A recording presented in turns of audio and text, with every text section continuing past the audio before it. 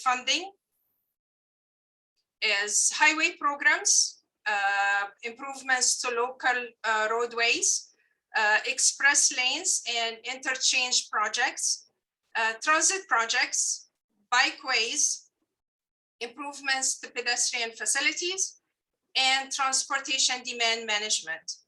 I should mention that the alternative congestion relief and TDM plan was approved by our board in January of this year. You can refer to it on the TA's website. You can also locate our strategic plan and our short-range highway plan. Information on complete streets is readily available. Caltrans recently produced complete street policy. There is also on the MTC's website a toolkit on complete streets, and Joe will be providing additional details during the presentation. The TAs strive to incorporate complete streets in all our programs. Next slide, please. With that, I am going to ask for your participation. This is the website, www.menti.com with the code. You can use that on your phone or computer to tell us what comes to your mind when you hear the term complete streets.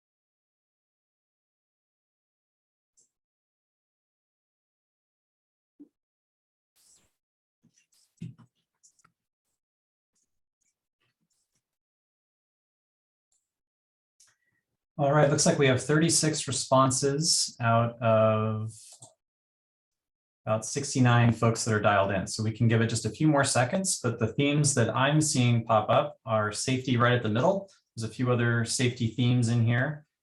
A range of all modes, everybody. I keep seeing words like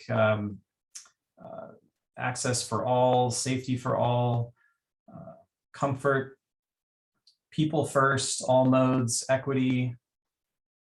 So these are all really great words. It seems like the group has a fairly good grasp of the concept of complete streets, which is excellent. Yes, Joe. I will continue once you're ready. But Yep. you're correct.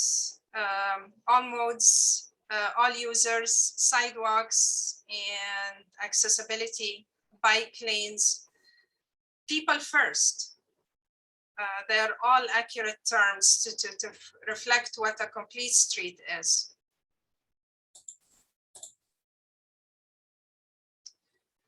The most common the definition of complete streets is the practice of considering all needs of people who walk, cycle, scoot, take transit, or drive. And it's important to all projects funded by DTA for us to consider the establishment of complete streets. Next slide, please.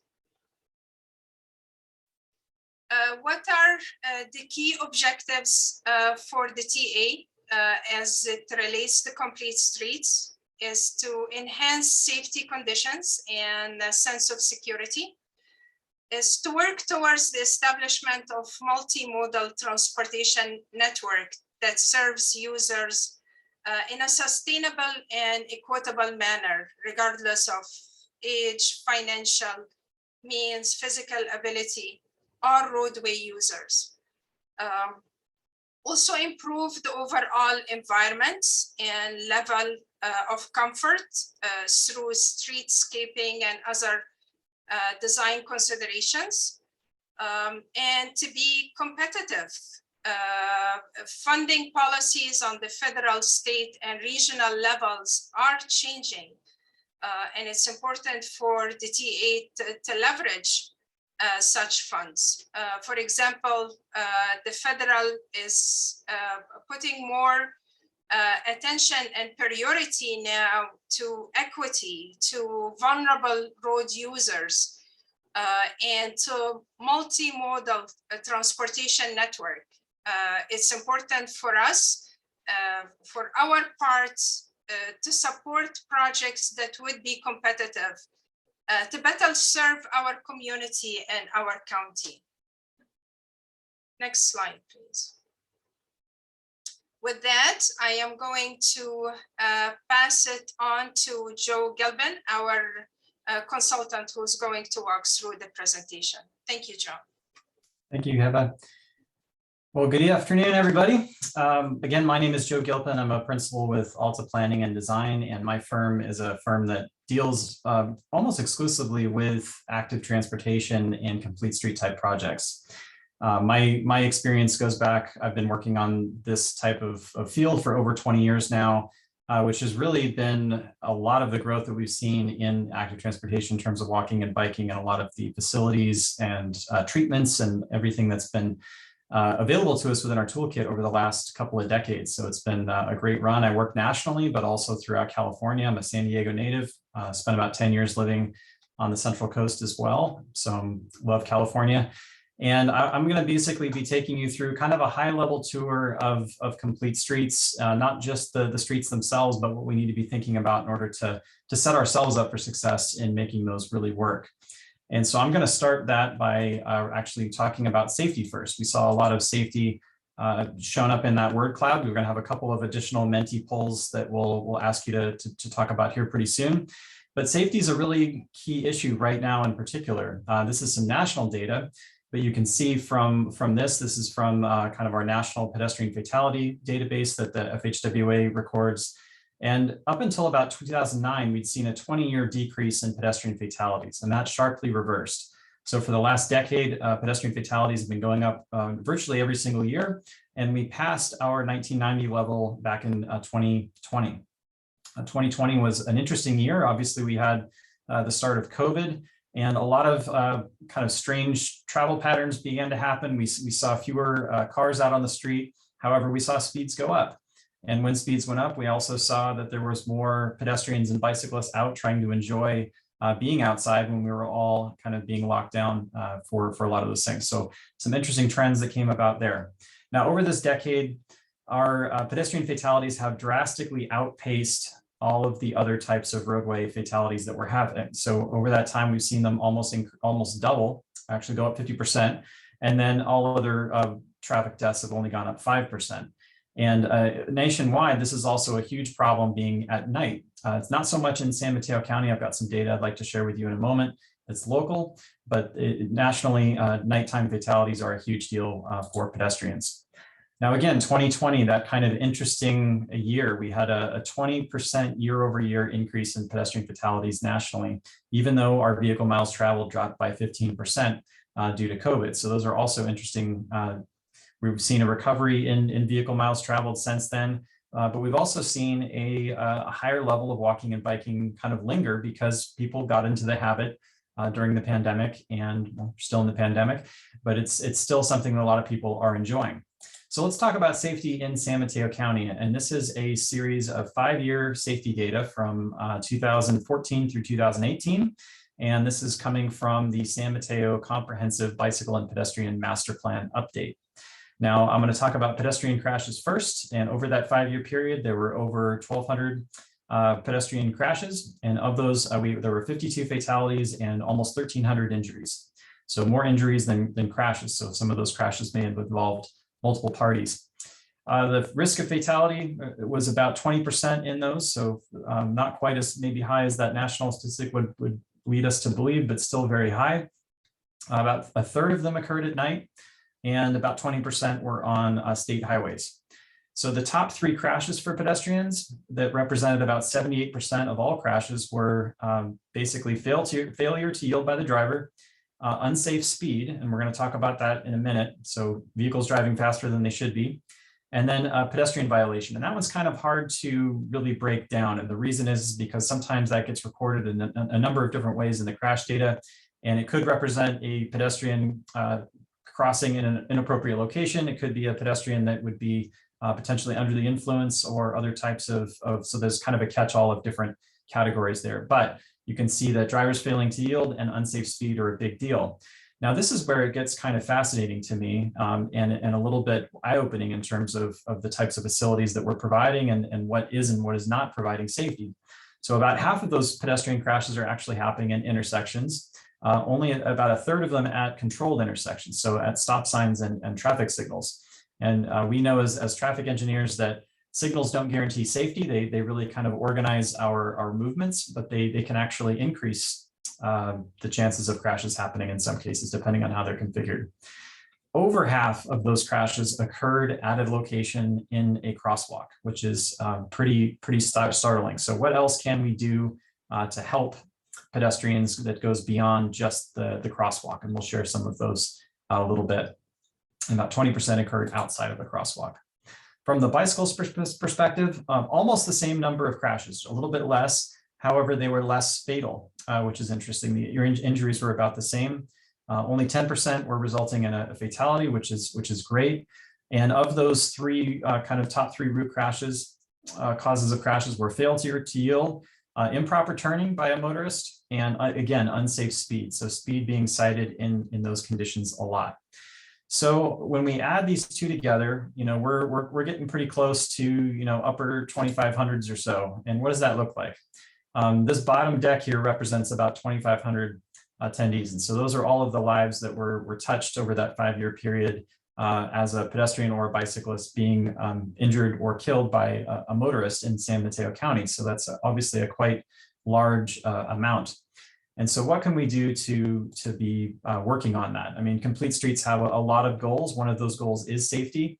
And one of those kind of initiatives that's coming out of those goals is what we call Vision Zero. So if you've ever heard of that term before, it's really kind of a collection of policies and practices that move us towards seeing a future where we have zero serious injuries and fatalities on our network. And this isn't just for bicyclists and pedestrians. This is for all roadway users, transit users, drivers, everybody that's there. And there are a number of initiatives that are currently underway right now. The MTC has adopted a regional safety and Vision Zero policy.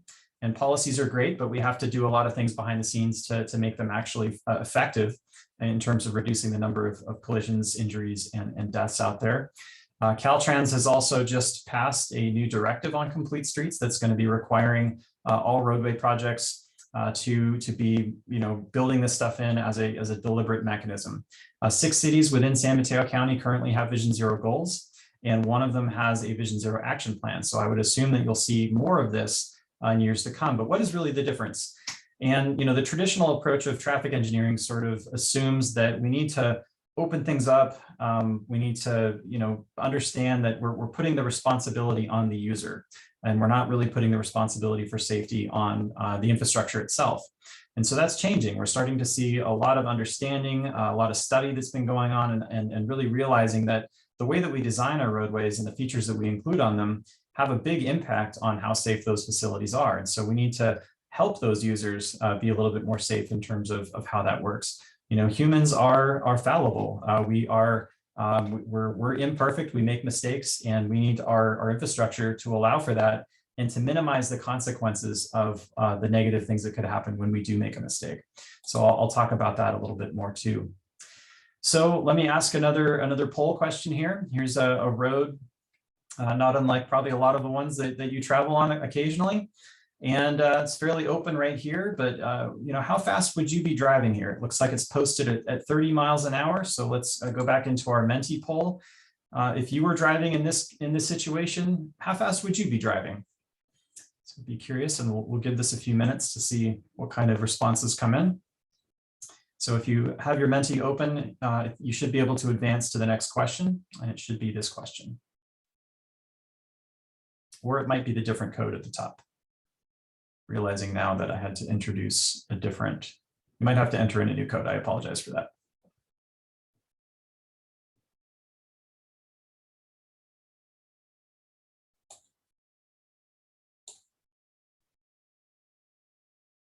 Oh no, it's the same code.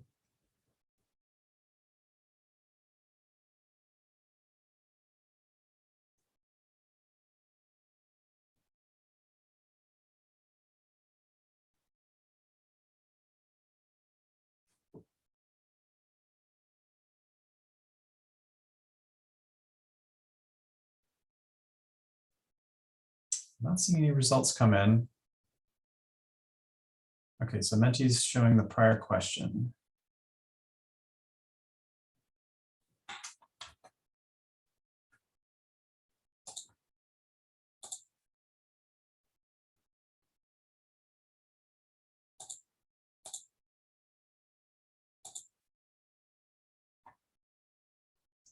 Okay, there, slide is not active, activate slide.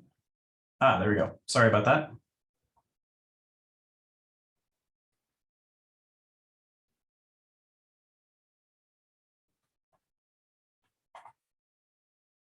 All right, great, this is working. Great, so we've already got 30 responses. And what I'm seeing here is that some of you are very good and you're going to be traveling the speed limit. A few of you are really aware of traffic safety, and you understand the consequences of driving fast and what that does. And so you're driving 5 miles an hour under. What I'm seeing, what I expected to see, is that a fair majority of us are saying we'll drive 5 miles an hour over. And that's pretty typical for most communities in the country. And the reason that most people drive 5 miles an hour over is because we have some sense that that's probably a grace period which we're not going to get a ticket of. So there's this threat of enforcement that might be out there. And so we're going to go a little bit faster than the posted speed. And this really gets into speed in general. And I'm going to talk about some of the consequences that speed creates for pedestrians, for bicyclists out there on the roadway. We already saw how many folks are being engaged and involved in crashes throughout the county. and speed was being cited as a contributing factor to that. So how do we set our speed limits? Well, we just showed that most of us are considering going a little bit faster than the posted speed. And when we do speed studies, a lot of times we're looking at what's called the 85th percentile.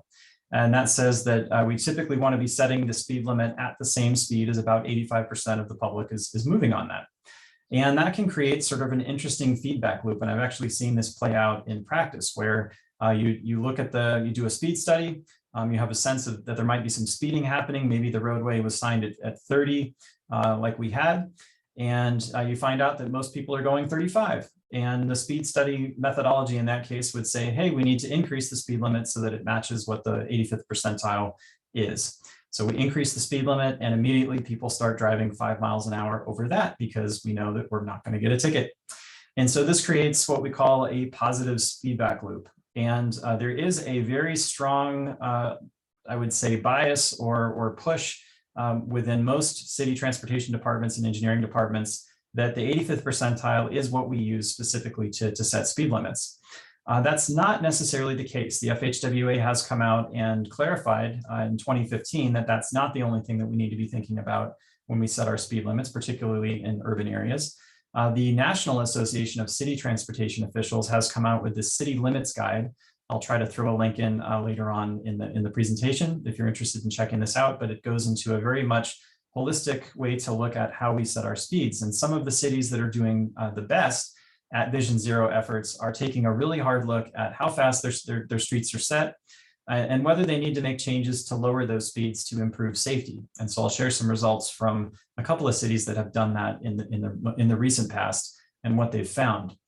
So why is driver speed such a problem for safety, if that is a priority of ours in our roadway performance? Well, when we're going slow, we don't have to look that far ahead because our car is not traveling that quickly. So our peripheral vision as a result is quite wide. As we increase our speed more and more, our brain is really intelligent. We don't have to think about doing this. It just knows that, but it knows that it has to look further ahead of where we are in order to see the next thing that we might have to stop quickly for. And as we do that, as our focus starts to shift farther and farther forward, we begin to lose a little bit of our peripheral vision. And so as that begins to happen, this tunnel vision begins to create, and we're not seeing business signs. We're not seeing pedestrians that might be stepping off the curb. We're not seeing a beach ball or a basketball that might be bouncing out from a driveway. There's all kinds of things that aren't being picked up as easily when motorists are traveling more quickly. And this is why a lot of communities around the country are trying so desperately to get even neighborhood speed limits to be able to be lowered to 20 miles an hour, which is something that typically has to happen at the state level in order to allow it, which is quite interesting. Now, another thing about high speed is that the faster that you're going, the longer it takes you to come to a stop. You have this kind of reaction time built into this. Engineers will talk about reaction time and reaction and braking. And so you have to be aware that there's a problem. Your brain has to identify it, decide what to do about it, and move your foot from the accelerator to the brake. And then when you begin to apply the brake, now you have distance being covered while the vehicle is slowing down. But you also have a lot of distance being covered in your decision process. And so when you add those two together, that can create a very long distance indeed from when you identify something that needs to be stopped more quickly and when you're actually able to stop. So we're finding with a lot of roadway design out there right now, if we can create conflicts, and I like to call them interactions, where motorists have the ability to safely stop or yield to pedestrians in a crosswalk or bicyclists crossing the street or anything where those users may have the right of way in a way that actually promotes the ability to do so, because we've got some very clear data that shows the faster we have a speed limit set, the less likely those motorists are to yield to pedestrians and bicyclists, even if they have the right of way. And speed is also a huge impact on the survivability of a crash, right? So the faster you're going, the more energy that vehicle is bringing into a collision, and the less likely you are as a pedestrian or a bicyclist to survive that interaction. There's been a lot of different types of infographics created over the years that sort of try to explain this in a really simple way. And it's pretty intuitive. The faster you go, the less likely you are to survive that collision. But it's not a pure one size fits all approach. Folks that are very old tend to have a much less likelihood of surviving or getting away from that crash without a serious injury. Younger people tend to bounce a little bit better. Older people tend to break. And so there's a very difference in that. And so there's an equity factor just in terms of age that goes along with that. Now, the data that this study was based on actually comes from the late 1990s. And if we can go back in time, I'll play my little time machine music. We'll go back in time and we'll look at what the freeways looked like back in the 1990s. Now, our freeway does not look this way anymore. Our vehicle mix has changed since then. We do have a lot of smaller, sedans and everything out there still, but the big side of our vehicles have changed a lot. And so this is me standing in front of the latest Chevy Silverado that's out there, or I guess this is a GMC version of it. But I'm almost 6 feet tall, and this is coming up to my shoulder. This is the front of that vehicle. So we've seen a increase in size of our vehicle mix, and we've also seen an increase in percentages of those vehicle mixes in terms of we now have light trucks and SUVs encompassing almost 76% of our vehicle fleet as it's being sold off the lot today. That probably isn't quite as severe in the Bay Area. You luckily have very expensive gasoline and probably a slightly higher percentage of passenger vehicles and low emission vehicles that are currently out there. But nationally, this is a huge problem. And I suspect that it's worse than it was in the 1990s in California as well. So what does that mean? We've got bigger vehicles. Those vehicles are blunter on the front. You're less likely to kind of roll over the hood. You're more likely just to get smashed or drug under the vehicle. And so your chances of surviving are lower. We also have all of this opportunity to be distracted. We have infotainment, we have cell phones. If you think back to 2009 when our safety data began to change, the iPhone was brand new back then. So we now have this smart device that's making it very easy to be distracted. So a lot of things are going on that are impacting that pedestrian safety issue. And in fact, the size of our vehicles, we're designing these big, aggressive, boxy vehicles, and that makes actual visibility out of those vehicles very difficult. And so here's an example from, can't remember where this was done, but they found that they could stack up 13 kids in front of this Cadillac before that driver was able to see the one on the end. So that's clearly not a good situation for those type of school zone scenarios. Now, you may recall I mentioned a moment ago that what happens if we think about how we set our speed limits. So if you ask almost any engineer probably in your public works departments, hey, what happens if we lower the speed limit? They'll tell you nothing will happen. And you know what? I believe that myself until the city of Seattle convinced me otherwise. So this is a really interesting study that was done in Seattle, and they did a huge subset of their roadways. They've been both posting the speed limit more frequently at 1/4 mile frequencies and also lowering the speed limit in a lot of cases. And what they found was that just by lowering the speed limit, they saw a reduction in crashes, 18 to 22%, depending on what type of crash you're looking at, just by lowering the speed limit, which is incredible. Did their 85th percentile go down a lot? It went down a little. It went down about 7% on average, which is good. It's not a huge impact, but what the huge impact can be seen in is the decrease in 40-mile-an-hour plus speeders. These are the people that are going very quickly, are speeding by a lot, and our chance, probably are more likely to be involved in a collision because of that additional space that they're traveling down the roadway in doing that. So here, just changing the speed limit could have a huge impact. This is now being expanded to Washington State DOT. They've been lowering speed limits on a lot of their state highways as well, which you would say, wow, that's really incredible that's happening. It's not happening everywhere, but I'm hopeful that these type of experiences are getting out there. In Oregon, they found some similar results. They've done this in neighborhoods. They've gone from 25 to 20 miles an hour in some cases. And they saw equally a huge decrease in the top end speeding that was happening. And so that's contributing to some of those issues. Now, talked about safety, let's talk about comfort, because that's really another part of this kind of stool that we're sitting on in terms of complete streets. So we have our third Menti poll. So let me see if I can get this, make sure this one's set up. But here we've got a couple of roadways. These are 4-lane roadways in and around San Mateo County.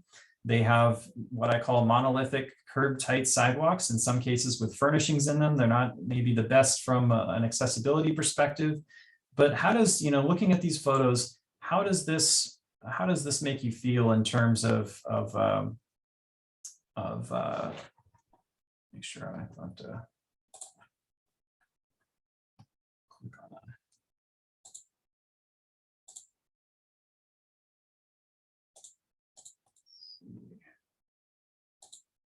There we go. I think I just opened it up. So this is a ranking question. So we want to know how comfortable would you feel walking here, biking here, and then waiting for up to 15 minutes to catch a bus. So would any of those be different? So hopefully this is now working. Is this working for anybody?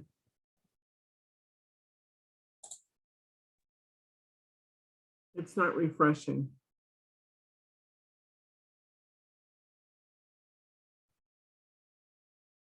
I don't know what I did to get the last one to work. Let's see.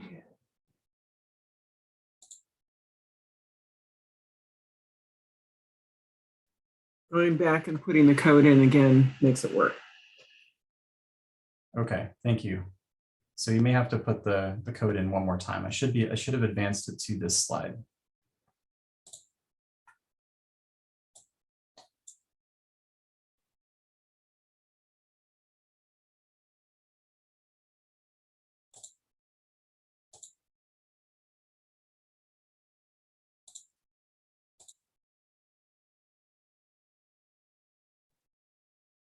It's still not working.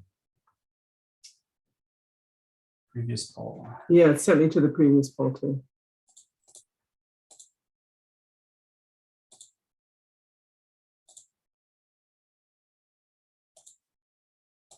There we go.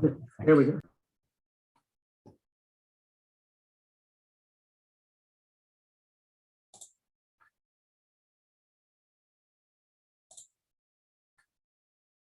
Oh, okay. Sorry about that, folks. It's working now.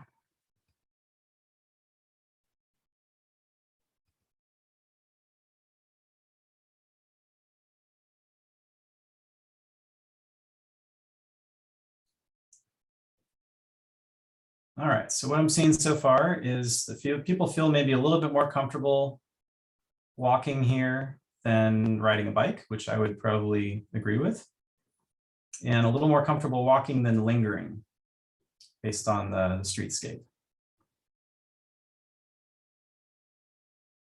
Okay. So I definitely agree with both of those. So thank you all for your participation. Sorry that did not go a little bit more smoothly, but looks like it's working. So let's talk about comfort.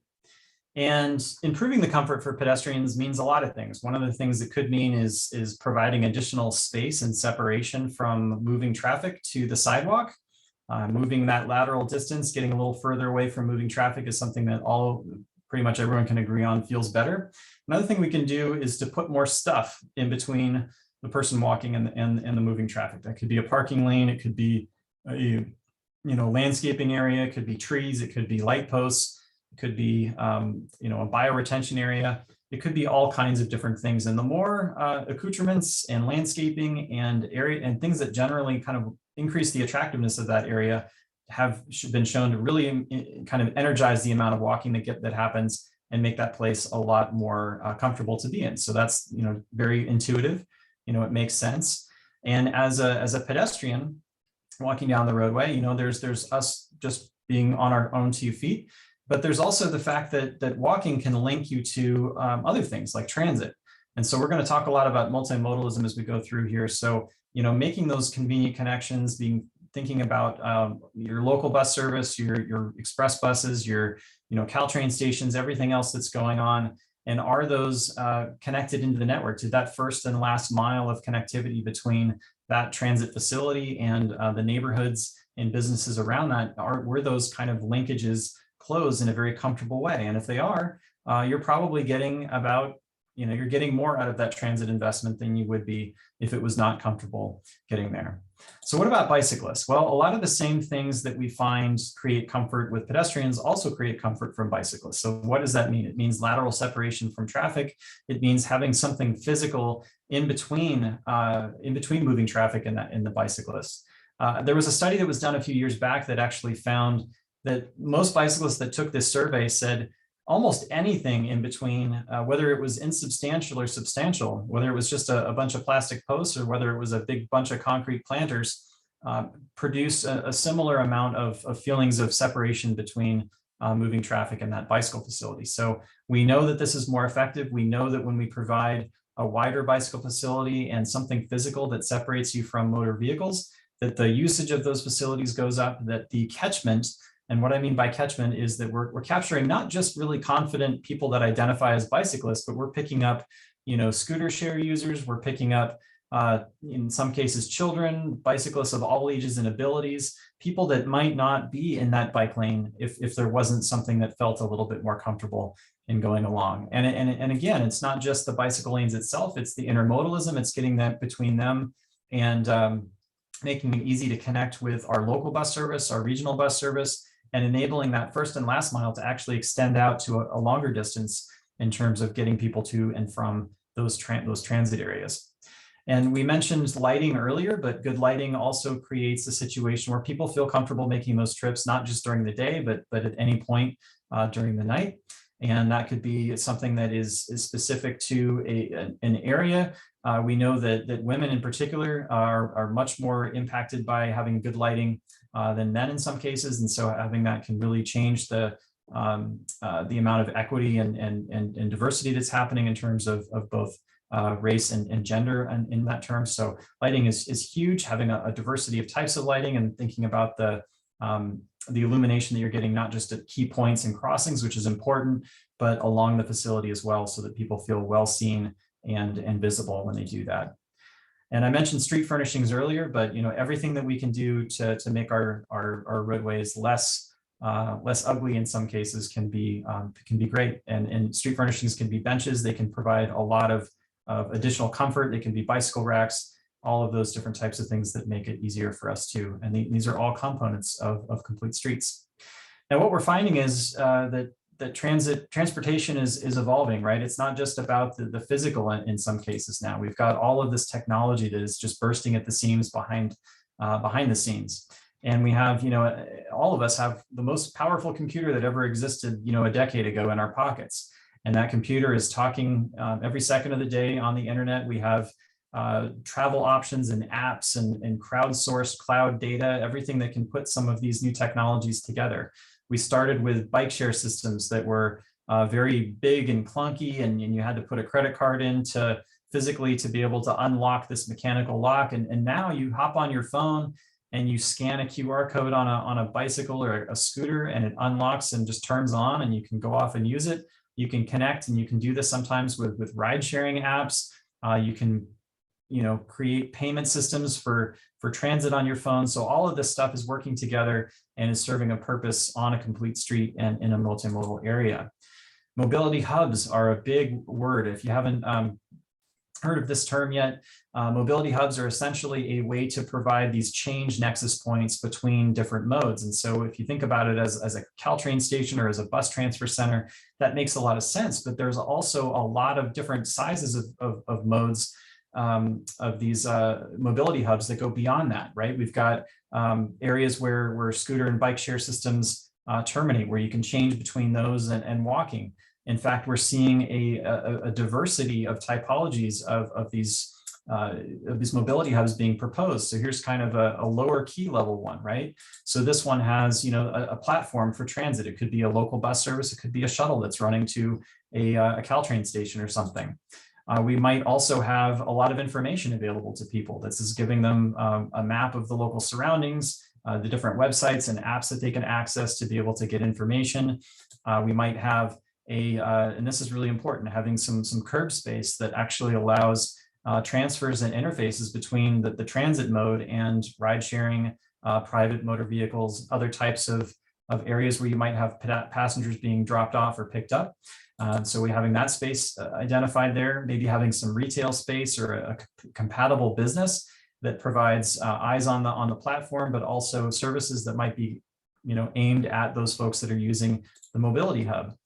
Short-term bicycle parking, scooter and bicycle share, micromobility parking, all of those things kind of put together so that you can have a diversity of options. That's one thing that we love about America, right? Is having 50 different types of ketchup when we go to the grocery store. Well, this is the same thing. This is providing infinite choice in terms of how we get around our communities. And I've really felt this because I travel a lot for work, and you go to a place and very quickly I can get on my phone, I can get to where I need to go, I can unlock a scooter, I can walk, I can ride.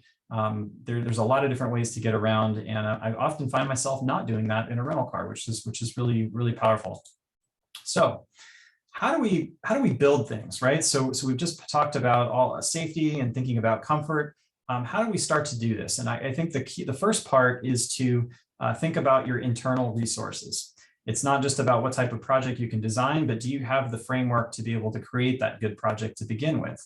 And so for me, one thing is you've got these national standards and everything, but you also have your local standard details a lot of times. And are those being kept up to date? How are they being looked at?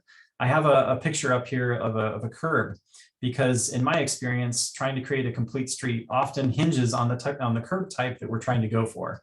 You're trying to squeeze and fit and cram as much into a roadway right-of-way as you can.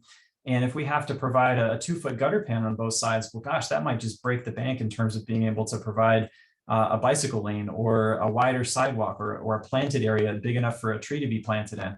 Oftentimes, those are the kinds of things that we need to be thinking about. So not just are your standards up to date, but do you have the ability to accept alternative standards if they can be shown to work in a project to make it functional and make it work, which is interesting.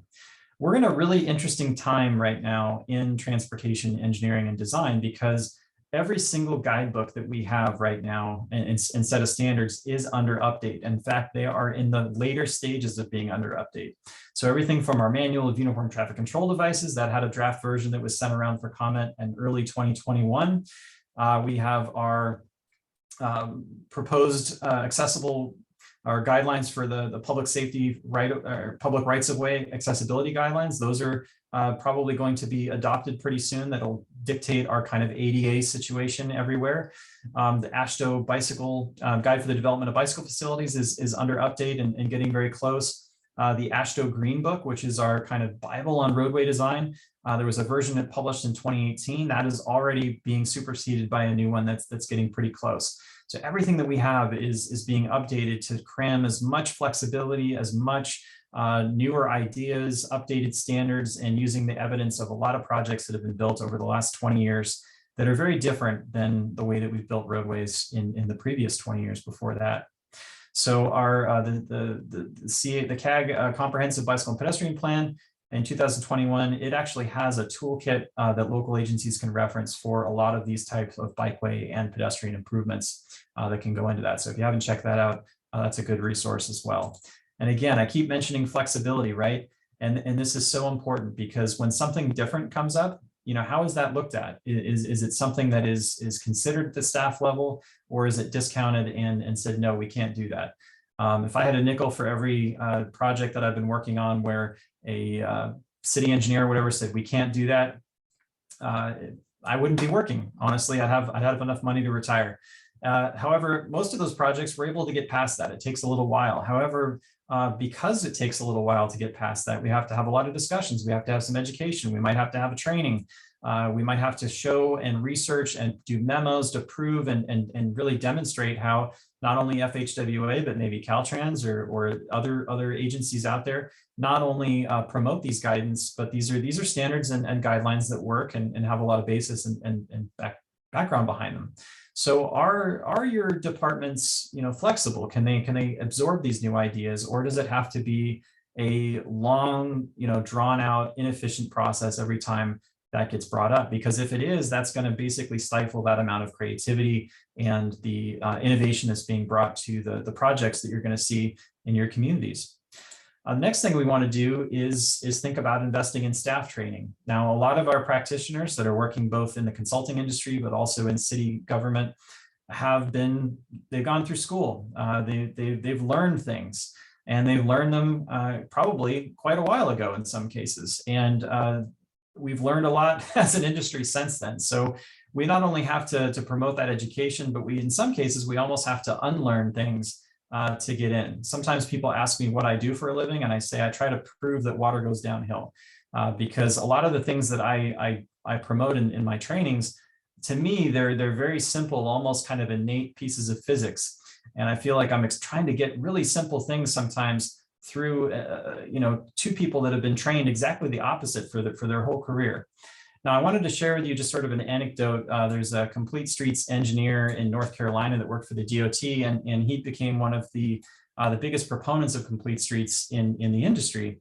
And he was asked at one point, hey, I heard you thought complete streets were a crazy idea, but you changed your mind. How did that happen? And his testimony basically said, you know what, when I first went to one of these first trainings, I thought, gosh, I have all the knowledge of my job. I know exactly who I'm trying to serve. I'm trying to get cars from one end of my community to another as fast as possible. I'm worried about capacity. I'm worried about level of service. Those are all of the tenets that I have to hold on to the most high degree. And, he went through school in the late 1980s. He used the highway capacity manual, the older versions of the METCD, job is moving cars. And so he left his first training, that he went to, that he was mandated to go to, really basically because he needed to get professional development hours for his license. And so he walked out of there thinking, gosh, what is all this crazy stuff? I would never be able to use any of this. The second time he went, he thought, this kind of makes sense, but maybe it wouldn't work in our area. I don't think I should try it.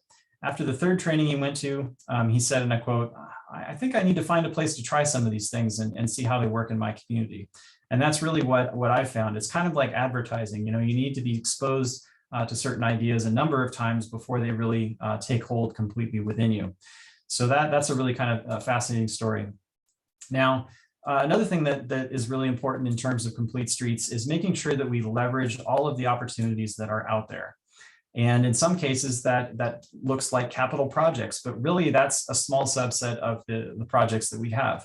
Where the really big ticket is in maintenance, it's in resurfacing projects, it's in bridge projects, it's in grade separations, it's also in development. If you have anything from a housing development to a commercial development going in and they make changes, are they making good changes? Are they putting it back the way it was? Restriping projects are a huge thing for me, right? A lot of times when a roadway is being restriped, you kind of mark off where the lines are, you resurface it, you have these little delineators sticking through, and the restriping crew comes through and puts it back exactly the same way.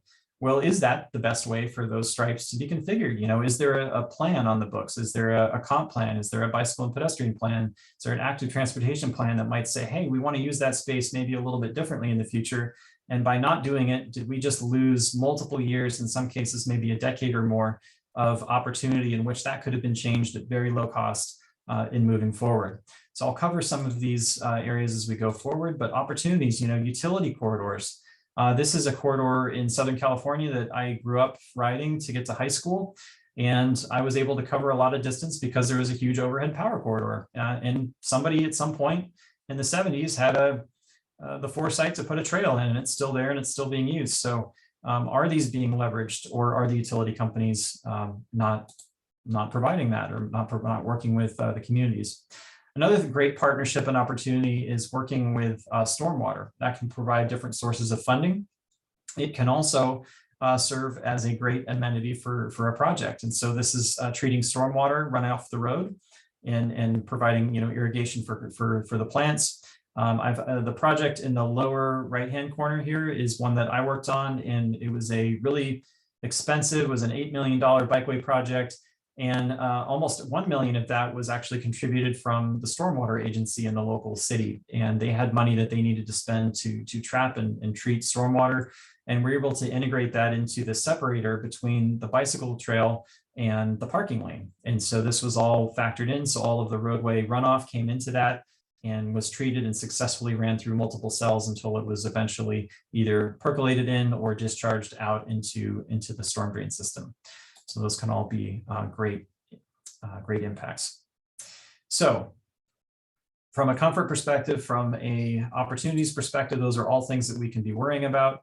What about from a major corridor perspective? How do we find the space to do this? Well, our right-of-way is fixed. It's very difficult to get additional right-of-way for projects. So we need to be using the space within our street rights-of-way as efficiently as possible. And in a lot of cases, I look at, what do we have in terms of lane width? And so here's an example from El Camino Real, and I went and measured these lanes, and they were 12 feet wide. Well, 12 feet's the same as what an ideal case interstate freeway would actually have. And in fact, if you go parallel to El Camino Real over to the 101, you'll find that a lot of those roadway lanes are 10.5 feet. And so we have narrower lanes that are more efficient on the freeway and wider lanes on our arterial network in this case. And so those are all things that we can do. We can squeeze a lot of stuff into the rights of way that we have if we're willing to be creative and think about balancing all of those different competing interests and making room. Now, from a high level, we can narrow lanes to find some space. Maybe we can look at the operations of the roadway and find out, hey, you know what? This roadway is under capacity, and because it's a 4-lane roadway, it's not performing well at a safety perspective. We want to increase our safety, so we can change this to a 3-lane roadway. We can knock our crashes down by 30 to 50% just in doing that. And in doing that, we also create additional space that creates room for a bike lane. Or maybe we can look at the parking. Parking is a very hard thing to take away in some cases, but I've been on a lot of projects that have found that, guess what, over 50% of the parking capacity on the street not being used. Therefore, maybe we can take away parking on one side and provide enough room for a bicycle lane or widening sidewalks or something else that's going on. Now, this is a neat project. This is one that I was involved in back in 2014 and 2015, Morgan Hill.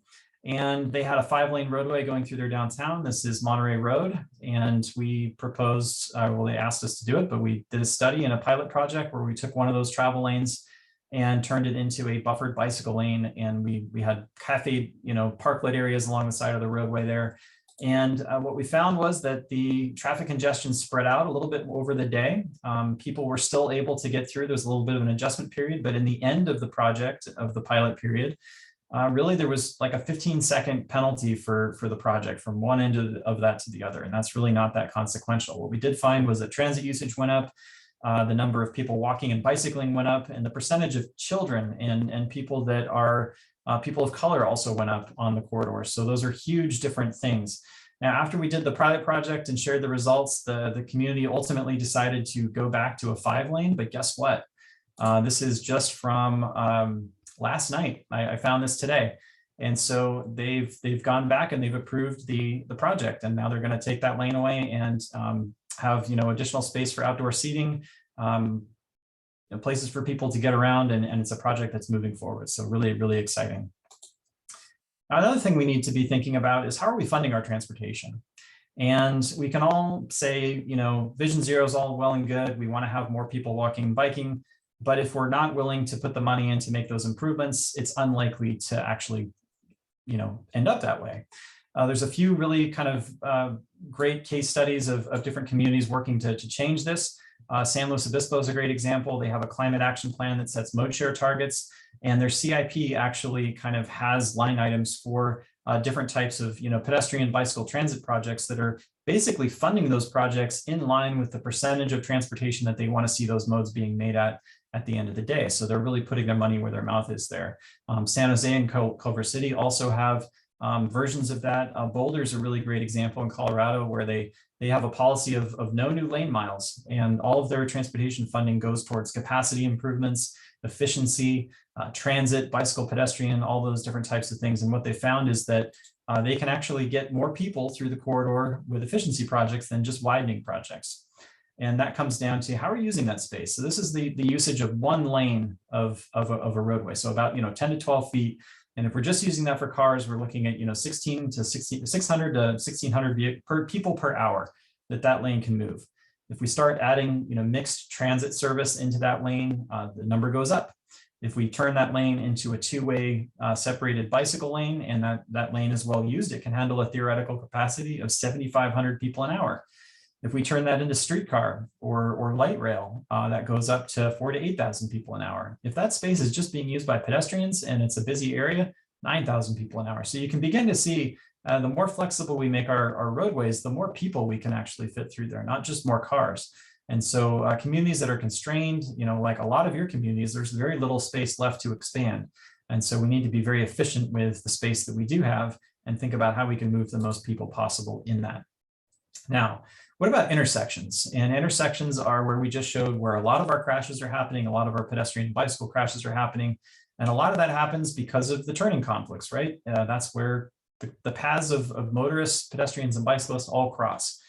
Some of the things that we can take out of intersection safety are how big is the intersection? In some cases, you may be surprised to find out that the overall performance of that intersection from even a vehicle perspective is dictated by how long the pedestrian crossing is. If you have to wait, 40 seconds for a pedestrian to get from one end of that to the other, and you've already moved all the traffic that needs to go, that's just everyone sitting there not going anywhere while we're waiting for a pedestrian to finish their crossing. So the smaller the intersections that we can create, the more stages that we can create, the more flexible those intersections are going to be in their signal performance. So really interesting there. Another thing that we find with intersections is a lot of them have very large corner radii. And those large radii were probably put there for a reason. They were put there to make turning really easy for really large vehicles. And we don't necessarily have to do that.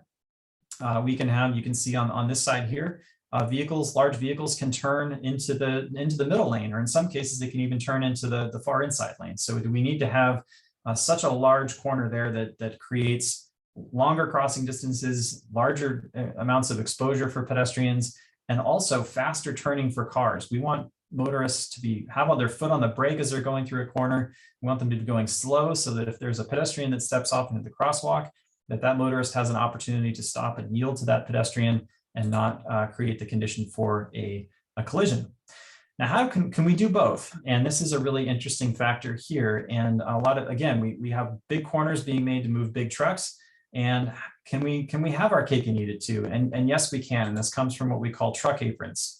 So at corners, we can add in, and you've probably seen these in the middle of roundabouts. This is the same concept, just moved over to the outside of the intersection.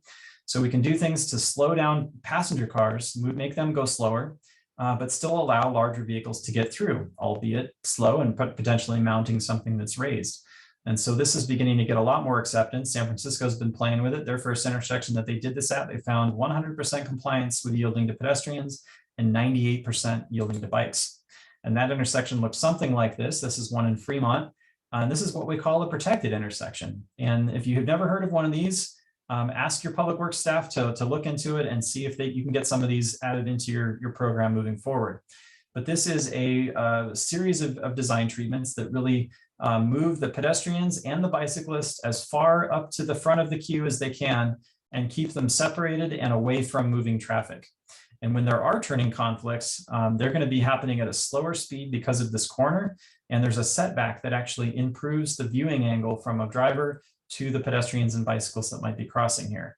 A lot more comfortable, a lot safer, and fairly easy to build overall. So this is in Fremont, California. They've got, I think, 10 of these on the ground.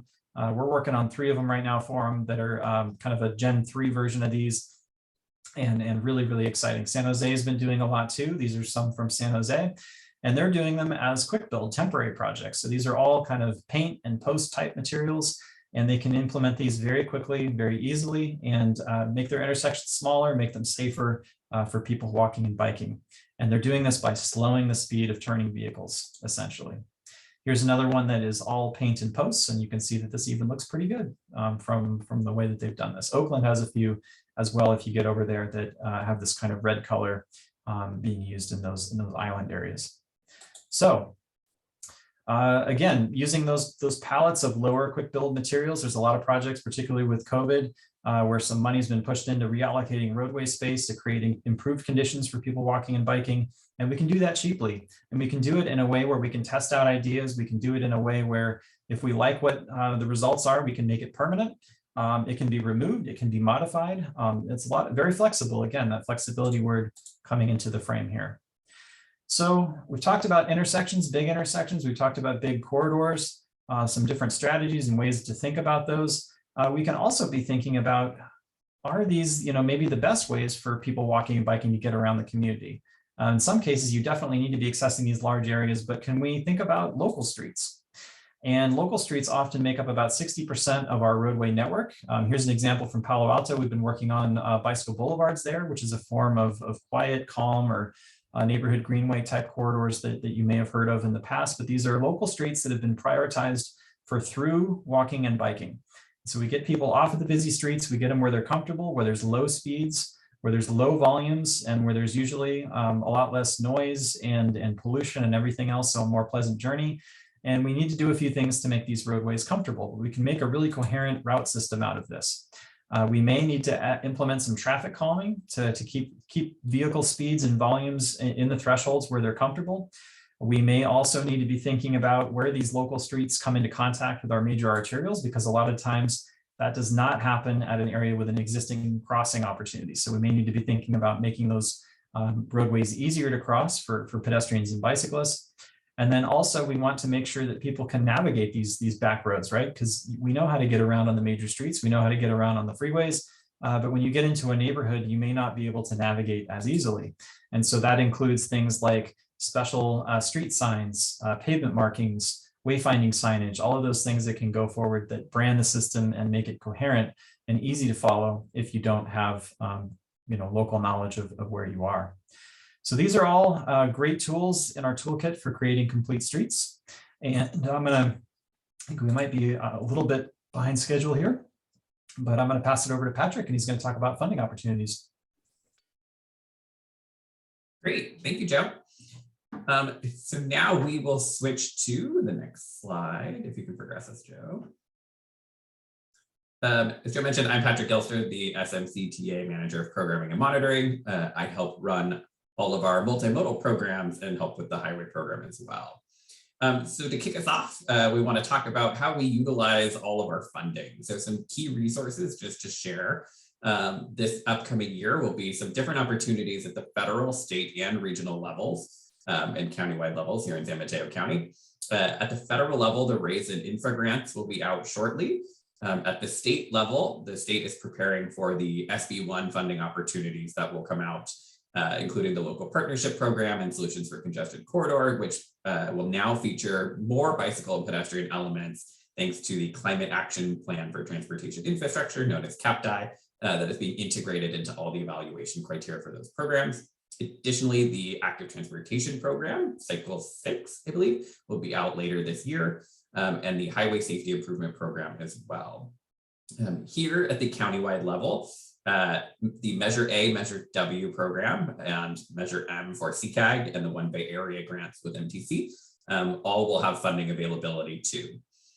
For a complete list of all different types of funding sources for complete streets and bicycle and pedestrian projects, you can refer to the CCAG Comprehensive Bicycle Pedestrian Plan, which has a large list of all the available funding sources at all the different levels.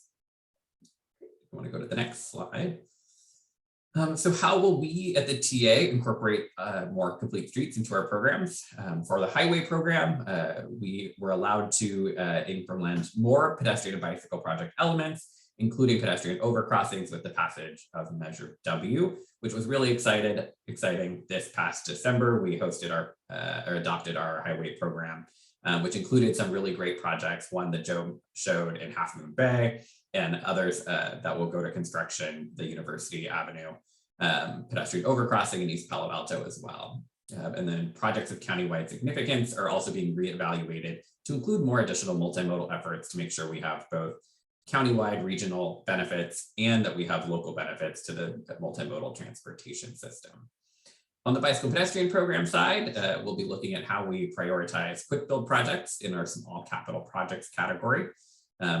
We will be matching similar programs with MTC and CCAG. The class 3 bike routes won't be funded for roads with speeds over 25 miles an hour. And we'll really be looking for those projects, as Joe's been highlighting, that really highlight those neighborhood routes with traffic calming that make them a low stress, comfortable environment for all types of users.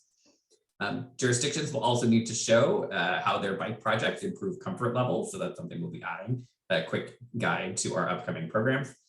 And we'll be offering some extra readiness points to jurisdictions who attended this webinar and who have technical staff attend upcoming technical trainings on pedestrian bicycle infrastructure that we'll be hosting with local staff. Next slide. Now for the exciting part, the TA has two main complete streets type funding programs that'll come out this year. Our alternative congestion relief in transportation demand management program will be released upcoming in April. We'll have almost $4.7 million worth of competitive funds through this category. This builds off our recently adopted ACR TDM plan that we adopted earlier this month. So this fund can fund anything from a TDM plan, mobility hub planning and design, as Joe was showing, to funding things like transit passes or e-bike subsidies, end of trip facilities like bike parking and lockers, or a bike parking study, transit access improvements and bike and ped spot treatments such as crosswalks and improvements between transit stops is really what this program is looking to fund. So for more information on this category, there's a link there as well. And feel free to reach out if you have any questions. Next slide. The bicycle and pedestrian program call for projects will be released this August. It is our highest funding level we'll be releasing in the history of the TA, thanks to the passage of Measure W as well. So we will be releasing $17.7 million worth of bike and ped funding, which is very exciting. For reference, our last program was about $7 million. So we'll have $16 million worth of capital project funds, $592,000 for planning promotional categories, and we'll be dedicating a little over $400,000 to Safe Routes to School that's distributed by the County Office of Education, which is very exciting, which is almost over double what we were able to provide in the last cycle. So some examples of things that can be funded from our planning promotions category are bicycle and pedestrian plans or updates, implementation and feasibility studies for priority corridors, Vision Zero, high injury network assessments, all those safety, systemic safety things that Joe was talking about at the beginning of the presentation. And on the capital project side, we're looking at how we implement those best practice types of projects across San Mateo County, including encouraging more separated class 4 bikeways, quick build bike and ped projects, and pedestrian crossing treatments at high injury network areas. Next slide. Some existing other exciting opportunities that are open. The Berkeley Safe Trek program has 2 free programs that are open right now that jurisdictions may want to take advantage of. The Complete Street Safety Assessment has applications due February 15th. And these are technical engineering staff and planning staff that would come out and actually help evaluate specific corridors or help identify specific project areas in your local jurisdictions. So this is a great opportunity for anyone that maybe has a recently adopted bike and ped plan, but doesn't know exactly what to start with next for project identification or doesn't have the staff time to be able to do that. Or for communities without bike and ped plans that need help to identify where those critical projects are and what they can take advantage of. There's also community pedestrian bicycle safety trainings, which has applications going on a rolling basis. But if you're interested, we encourage you to apply as soon as possible. And these are really great community-driven opportunities to actually work with community members and neighborhoods where you want further engagement with them to help identify project needs and potential projects. And good for identifying small scale safety or future corridor projects as well. So these links are also in the presentation. Next slide. And with that, that wraps us up. If you have any questions, please don't hesitate to reach out to me, Patrick Gilster at gilsterp@samtrans.com, or with Heba Elgindi at elgindih@samtrans.com as well. With that, we want to thank Joe for leading us through today's presentation. Thank you to Heba and to Director Medina for his presentation at the beginning and welcoming remarks. And we hope you all have a great evening.